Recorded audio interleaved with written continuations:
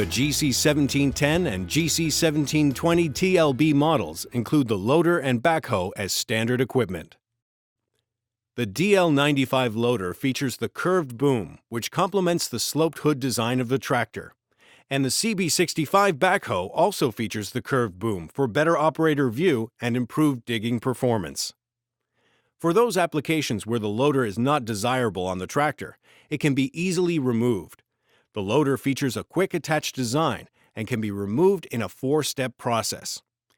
Simply lower the built-in storage parking stands, lower the bucket on the ground, remove the 2 loader pins, one on each side of the loader, modulate the hydraulic joystick to raise the loader boom out of the pedestal mount, disconnect the hydraulic hoses, and drive away.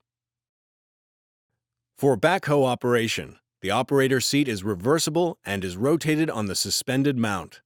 To reverse the seat, lift the lever and tilt the operator seat forward. Rotate the seat 180 degrees to face the backhoe. Push down on the operator seat to engage the latch. The backhoe is operated with 2 hydraulic control levers. The 2 smaller middle control levers raise and lower each stabilizer. The hydraulic control valve for the backhoe boom incorporates an additional float position.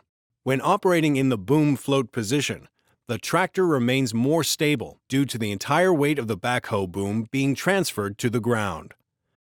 The boom hydraulic control valve can also be operated in the hold position rather than float when down pressure is required. The backhoe features a 4-point quick attach mounting and can be removed by lowering the stabilizers, removing 2 attaching pins on each side, and by using the tractor hydraulics to raise the backhoe frame out of the carrier.